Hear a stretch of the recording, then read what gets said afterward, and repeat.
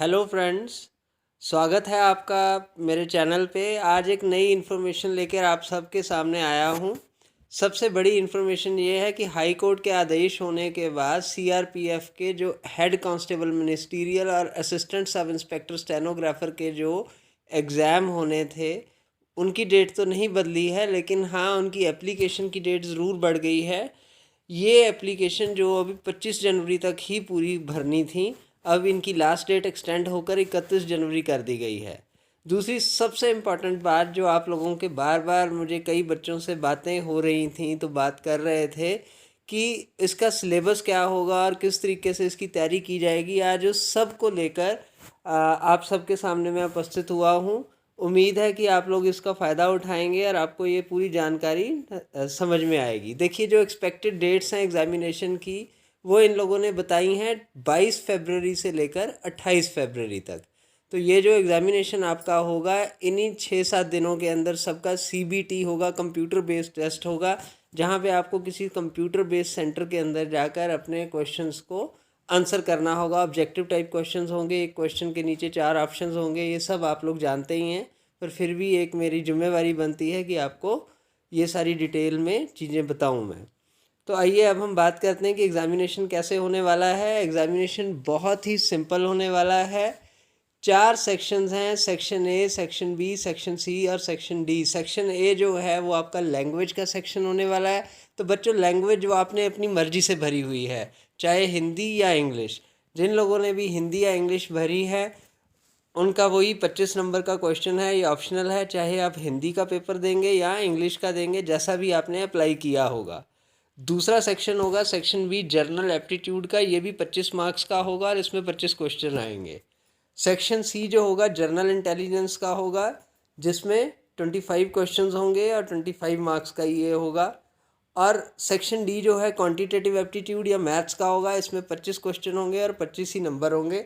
तो ये इस तरीके से अगर हम देखें तो 100 क्वेश्चन 100 नंबर के होंगे। तो अगर हम इसको डिटेल में समझें तो मैं आपको ये समझाना चाहूँगा यहाँ कि there will be 100 questions at all. ये जो मैं आपको बता चुका हूँ कि 100 क्वेश्चंस होंगे। हर एक जो है जो पूरा टाइम है वो 90 मिनट्स का होगा, यानी कि 1 मिनट से भी कम समय होगा एक क्वेश्चन को आंसर करने के लिए। हर सही उत्तर के लिए आपको 1 नंबर दिया जाएगा और हर गलत उत्तर के लिए 1.25 या 1/4 मार्क्स जो है वो कट जाएगा। बच्चों, इसकी स्ट्रेटजी भी मैं आपको आज शेयर करने वाला हूँ कि किस तरीके से हम पेपर करें कि हमारा जो है कट ऑफ में नाम आ जाए और हमारी सिलेक्शन जो है इस पेपर में हो जाए, ताकि हम अगले फेज़ की तरफ आगे बढ़ सकें। तो सीआरपी हेड कांस्टेबल मिनिस्टीरियल और एएसआई स्टेनोग्राफर का जो सिलेबस है वो इस तरीके से है। चारों सेक्शन का सिलेबस अब मैं डिटेल में आपके साथ डिस्कस करने वाला हूँ। तो आइए देखते हैं। सबसे पहला जो है इंग्लिश या हिंदी का जो पेपर होने वाला है उसमें ग्रामर आनी है। तो बच्चे, ग्रामर के अंदर जैसे इंग्लिश और हिंदी में पार्ट्स ऑफ स्पीच होती है, नाउन, वर्ब, एडजेक्टिव, एडवर्ब, ये सब आएंगे। उसके बाद एंटोनियम्स, इंग्लिश में अगर हम कहें तो एंटोनियम्स, हिंदी में अगर हम बात करें तो विलोम शब्द आ जाते हैं। सिनोनियम्स, इसको अगर हम हिंदी में कहें तो समानार्थक शब्द आ जाते हैं। करेक्शन ऑफ सेंटेंसेस, जिसके अंदर कुछ सेंटेंसेस दे दिए जाएंगे और उनके अंदर किसी एक ऑप्शन के अंदर कुछ गलती होगी और गलती को आपको करेक्ट करना पड़ेगा। तो यही सारा बड़ी छोटी छोटी चीज़ें हैं। अगर हम इनको ध्यान से करें तो बड़ी आसानी से 25 में से 25 अंक हिंदी या इंग्लिश में लिए जा सकते हैं। उसके बाद फ्रेजेस और ईडियम्स यानी मुहावरे और लोकोक्तियाँ ये भी आएंगी। तो थोड़ा सा जो है इसके ऊपर बात करनी है।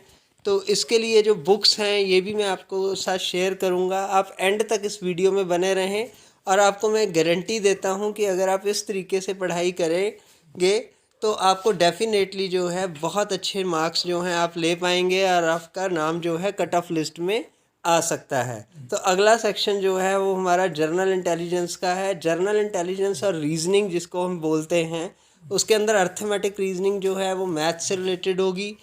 उसके अंदर जो है मैथ से रिलेटेड जो रीजनिंग है, आपने देखा होगा बॉड मास के जो सम्स हैं उस तरीके के सम हो सकते हैं। नंबर सीरीज़, जैसे कुछ नंबर्स की सीरीज़ बना दी जाती हैं उनको फॉलो करना है और वो वाले सम रीजनिंग के होंगे। ब्लड रिलेशनशिप की प्रॉब्लम्स बड़ी कॉमन और इजी प्रॉब्लम्स होती हैं, वो आएंगी। डायरेक्शन प्रॉब्लम्स हैं, जैसे कोई बच्चा साउथ से गया और कितने किलोमीटर वो साउथ चला, फिर उसके बाद नॉर्थ में गया तो वो किस डायरेक्शन पे एंड में पहुंचा, इस तरह के हल्के से क्वेश्चन होंगे। और क्रिटिकल थिंकिंग के क्वेश्चंस हैं, जहां आपको कुछ एक केस स्टडी टाइप क्वेश्चन होंगे जिसके अंदर आपको छोटे छोटे कुछ एक्टिविटीज़ दे दी जाएंगी और उसके ऑप्शन नीचे दिए होंगे जो आपको सही करने होंगे। तो ये सेक्शन बी रहने वाला है रीजनिंग का या जनरल इंटेलिजेंस का। और इसके बाद आपको जो है नेक्स्ट जो सेशन है वो आने वाला है आपका जिसको हम कहते हैं क्वांटिटेटिव एप्टीट्यूड का। क्वांटिटेटिव एप्टीट्यूड के अंदर जो है आपका यहाँ पे आने वाला है मैथ्स। इसमें लगभग 15 टॉपिक्स हैं आपके, 15 से 16 टॉपिक्स हैं जो मैं आपके साथ डिटेल में शेयर करने वाला हूँ। Computation of whole numbers, computation of whole numbers, ये होल नंबर, नेचुरल नंबर और ये सब होते हैं, इनके ऊपर क्वेश्चन बनने वाले हैं। उसके बाद डेसिमल्स और फ्रैक्शंस के ऊपर क्वेश्चन बनने वाले हैं। अर्थमेटिकल ऑपरेशंस, जैसे मैंने ऊपर भी बताया था, बॉड मास के क्वेश्चंस आने वाले हैं। देखिए टाइम और डिस्टेंस के सवाल जो हैं बड़े आसान और बड़े इजी होते हैं कि इतने समय में इतना डिस्टेंस कवर कर लिया और क्या स्पीड होने वाला है, तो वो सब आपको आएगा। डिस्काउंट के ऊपर क्वेश्चन आएंगे, एवरेजेस के ऊपर क्वेश्चन आएंगे। उसके बाद आपका इंटरेस्ट के ऊपर कंपाउंड इंटरेस्ट और सिंपल इंटरेस्ट दोनों हो सकते हैं। मेंसुरेशन यानी कि ट्रायंगल, सर्कल, स्क्वायर, इन सब के ऊपर जो इनका एरिया और पैरामीटर है, इन सब के ऊपर क्वेश्चन आएंगे। टाइम एंड वर्क के क्वेश्चन, जैसे एक आदमी एक काम को इतने दिन में करता है तो दो आदमी इस काम को कितने दिन में करेंगे, इस तरह के क्वेश्चन होंगे। प्रॉफिट एंड लॉस के ऊपर क्वेश्चन होने वाले हैं और कुछ ग्राफ्स के ऊपर भी क्वेश्चन होने वाले हैं। तो अगर आप मैथ्स का भी देखते हैं तो बड़ा आसान सा मैथ्स है जो कि 10th 9th और 10th के लेवल का है। अगर आप इसको थोड़ा सा अच्छे तरीके से प्रैक्टिस करें तो आपका मैथ्स बहुत इजीली हो जाएगा। आगे मैं इसका भी बताऊंगा कि किस तरीके से आपकी तैयारी होगी। अब हम बात करते हैं जर्नल अवेयरनेस की। तो जर्नल अवेयरनेस के अंदर आपको आने वाली है history, journal polity, books and authors, culture, awards and honours, economics और ज्योग्राफी। ये कॉमन चीज़ें हैं बेटा, इन सब के लिए भी आपको जो है जर्नल अवेयरनेस के लिए अरिहंत की बुक आती है वो ले लेनी चाहिए। और उसको करने के बाद भी अगर आप अच्छे तरीके से इसको रेगुलरली पढ़ते रहें तो बड़ी इजीली आपको इस पेपर को क्लियर कर सकते हैं। तो अभी हम सबसे पहले बात करेंगे कि कौन सी किताब हम लें और जिसका हमें कहाँ पे क्या फ़ायदा होने वाला है। तो सबसे पहले अगर हम बात करते हैं इंग्लिश की तो आप लूसेंट की बुक ले सकते हैं। लूसेंट की इंग्लिश की बहुत अच्छी बुक आती है, उसको पढ़ें। और डेली से जो है एक एक चैप्टर को, एक एक चीज़ को पढ़ना शुरू कर देते हैं तो आपका जो है एग्ज़ाम का जो है वो तैयारी हो सकती है।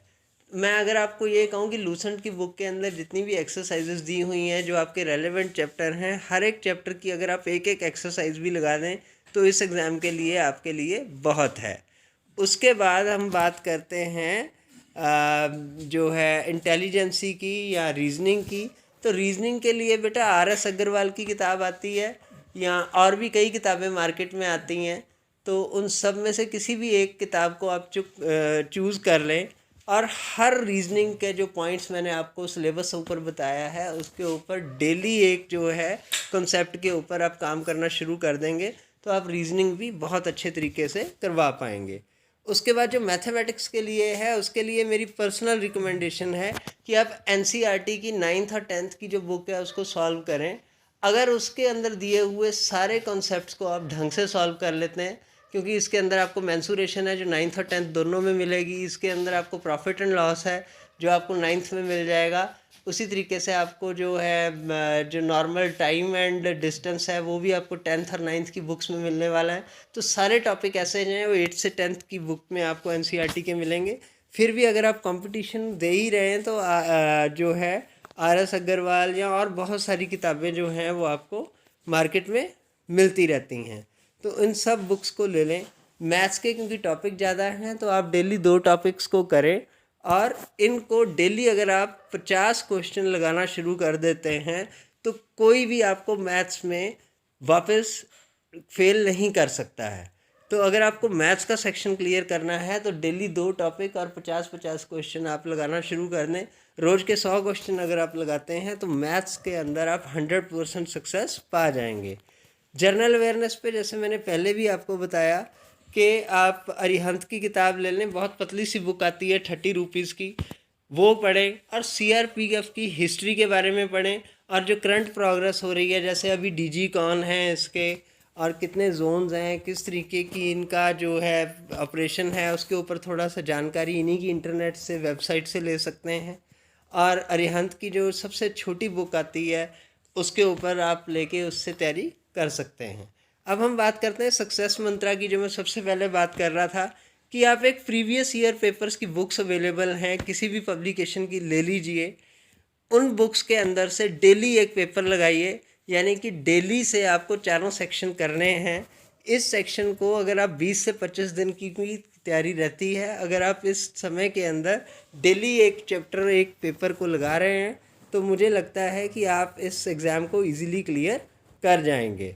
तो आप सबसे ज़्यादा जो मेरी सजेशन है वो यही रहने वाली है कि अगर आप कोई बुक लेने जा रहे हैं जिसमें प्रीवियस ईयर क्वेश्चन पेपर्स हैं तो आप वो किताब लीजिए जिसके अंदर मैक्सिमम क्वेश्चन पेपर्स जो हैं प्रीवियस ईयर्स के हों, 10 से 15 सेट हों या 20 सेट हों, जिसमें सबसे ज़्यादा सेट अवेलेबल हैं वो वाले सेट लीजिए और उसके जो क्वेश्चंस पेपर दिए हुए हैं उनको सॉल्व कीजिए। देखिए, मेरी उम्मीद यही है, मैं यही चाहता हूँ कि जितने भी लोग आप मुझसे जुड़े हैं, आप लोग इस पेपर को क्लियर करें और हमें इस पेपर को निकाल कर सीआरपीएफ में भर्ती होना है, जो कि आपका ड्रीम जॉब है। इसलिए अब मैं आपको ये भी बताना चाहूँगा कि आपको कोई भी मैथ्स में या जनरल अवेयरनेस में या रीजनिंग में कोई भी कहीं पे भी अगर आपको कुछ लगता है तो आप मुझे कमेंट करके बताएं, मैं आपको उसमें भी हेल्प करने की कोशिश करूँगा। और पढ़ते रहें, तैयारी करते रहें और सिलेक्ट होकर सीआरपीएफ में वापस आएँ। इन्हीं विशेष के साथ अब मैं इस वीडियो को अंत करता हूं। अगर आपको मेरे द्वारा दी गई जानकारी अच्छी लगती है तो इस वीडियो को लाइक करें, शेयर करें अपने फ्रेंड्स के अंदर, ताकि उन सबको इसका बेनिफिट हो सके। Thank you for watching this video.